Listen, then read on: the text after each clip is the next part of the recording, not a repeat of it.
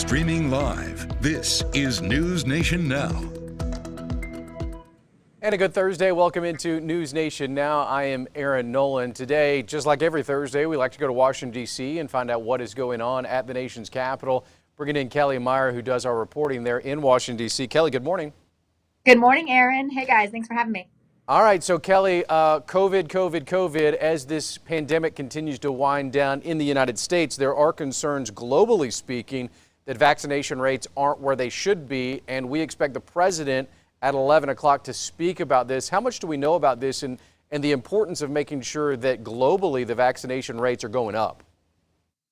Yeah, I mean, the president and the White House have been focused on this, really laser focused on this for the past few months, but they're really honing in on this final month of June because he set this goal for the 4th of July. He said he wanted people to be back out at their barbecues, celebrating the independence and the independence from this pandemic, really. So he's launching June as this national month of action. He wants 70% of all adults to have one shot, at least one shot by July 4th. You've seen things like, vaccination lotteries. You're seeing now beer producers giving out free beers if you get vaccinated.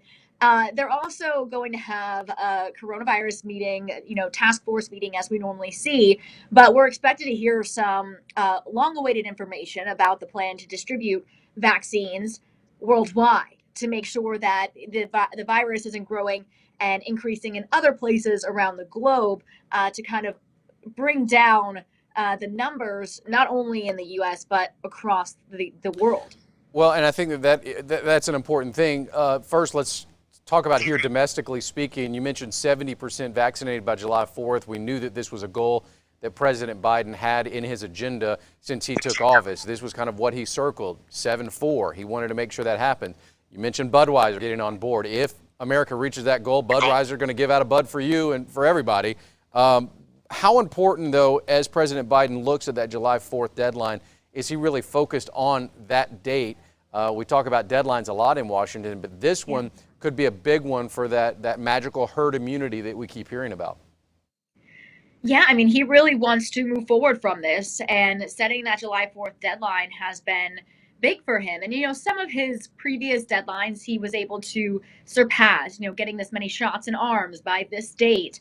But like you said, we've seen, this slowdown of the vaccination rates in the U.S. There's the hesitancy from some Americans. He's reaching this population that either maybe doesn't want the vaccine or don't think they need it, whatever it may be. He is reaching groups that just aren't getting the vaccine right now. So he's really trying to appeal to them to go and get it by this date, trying to do whatever they can. And then on top of that, getting this out globally to lower the vaccination numbers or lower the rates of COVID-19 across the country. But I think, because he also wants to move on to parts of his legislation and parts of his agenda and really move past this pandemic as well to get to other parts of his platform. But he is really trying to step it up in this month of June and really try to reach out to those people he hasn't gotten across to yet.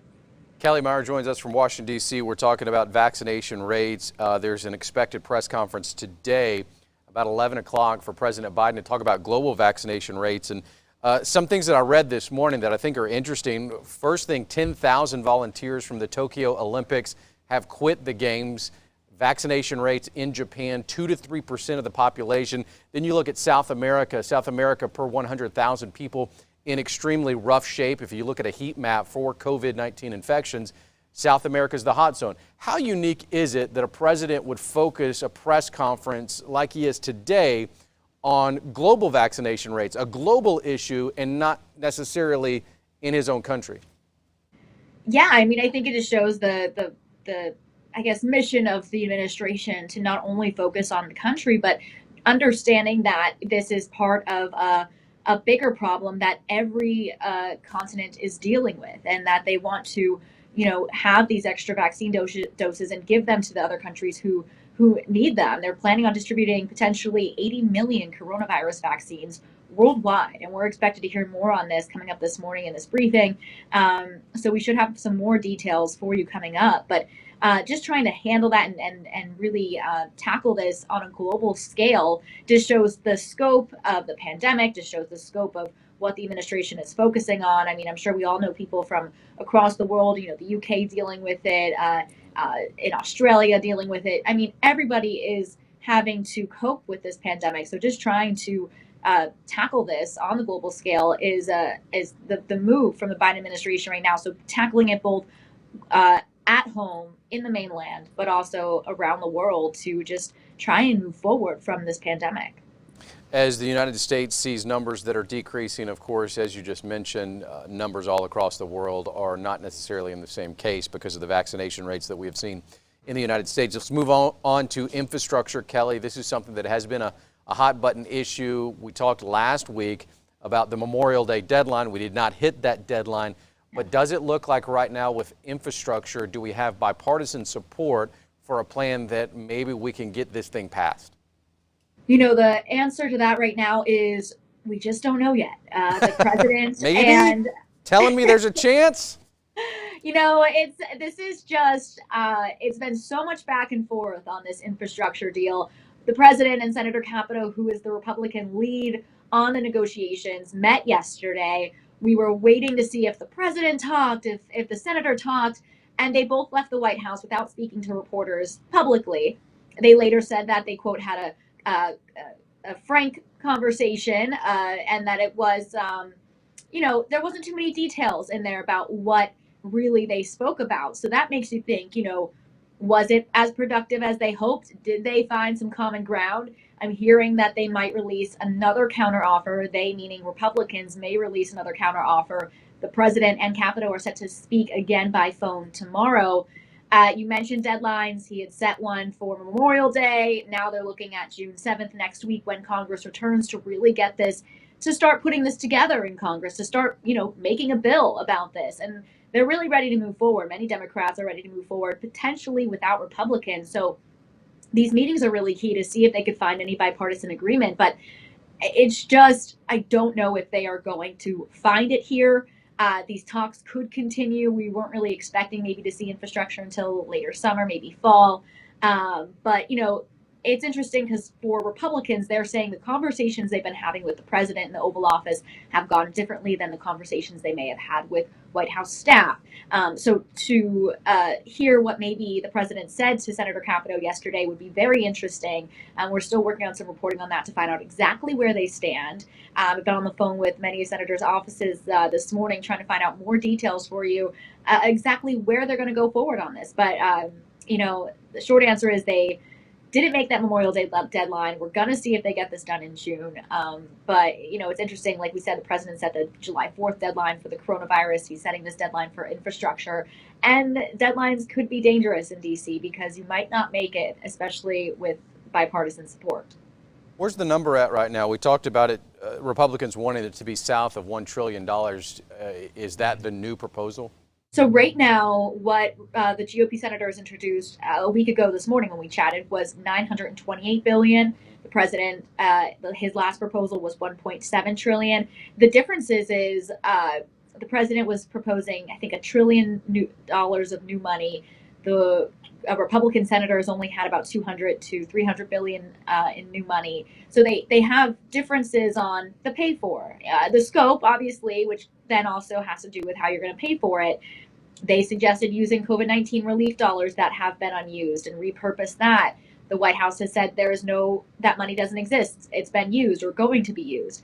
The president wants to tax corporations. Republicans don't want to do that. So they're at this point where there's no more wiggle room. They have said where they stand, and now it's a matter of does one side come and meet the other, or do they say, let's go it alone? And a lot of Democrats up here are starting to say we should start moving forward on our own. Kelly, does it ever get strange that you're throwing out $1.7 trillion, $959 billion, and we're just talking about this like they're just words? We're talking about a lot of cash here. It's a lot of cash. And then It's been a lot of cash. They had their COVID-19 relief package, come out in March. And that was, what, 2 trillion. We're talking about American jobs, the human infrastructure. He just released his budget, which obviously it's kind of a wish list. But there's a lot of money being thrown around up here. But this is also a massive package, a massive undertaking for the administration and for Congress. If anything that gets to his desk will likely be the biggest in history in terms of an infrastructure rework here. So it is a lot of different policies going into this main package that definitely adds up. And whether they can agree on that final dollar sign is really the main key here. That's it really just what hit me it's gonna come down to. strangely, though, Kelly, that we're just sitting here chatting casually about trillions and billions of dollars. Yeah, I know. It's a lot of money. It's a lot of money. Very quickly, I was checking out our News Nation app that is free to download on both the Google Play and Apple Store. And it looks like President Biden's going to be making a trip over the pond. I know a lot of people are very interested in politics in the mother country, if you will, in England. Biden will sit down with Queen Elizabeth II at Windsor Castle. Are you going to make that trip with him? I wish. I've been dying to be a royal correspondent, so let's see if I can pitch that one and see if I could go over and cover the meeting with the Queen. But it looks like Dr. Jill Biden will be there as well with him. I believe that's happening on, was it June 13th during his visit? He'll also be meeting with the Prime Minister, Boris Johnson. So we just got that confirmation from the White House of some more details to his trip. But we'll be watching that closely, and I can't wait to catch up with you on it. Maybe they'll have some tea and scones and talk Trumpets. politics. Who knows? I mean, she's met with so Fish and many chips. politicians over the years, so it'll be interesting. I don't know if I had any English beer, but I'm sure there's some over there. Our producer, Sharnice, has said that you can be the royal correspondent for this trip. I'm not sure if she carries the clout that we need to get you there, but she has given me a thumbs up that you can go to England. Thank you. Thank you. I got you guys. All right. Kelly Meyer reporting for us out of Washington. Kelly, thank you so much. We appreciate your time. Thank you. All right, talking about that trip for President Biden and First Lady Jill Biden, the leaders of the wealthy, industrialized nation are holding their first face-to-face meeting in more than 2 years. Much more on that on newsnationnow.com. Check that out. And if you don't know about News Nation, why don't you join us? We start a newscast. We started this in September, middle of the lane. We're not going to steer you to the left or the right. We'll give you the news, and you decide how you want to use it. Watch us tonight starting at 5 o'clock Central, 6 o'clock out on the East Coast for News Nation Early Edition. We will continue until 10 o'clock Central Time. I'm Aaron Nolan. Thanks so much. We'll see you next time right here on News Nation Now.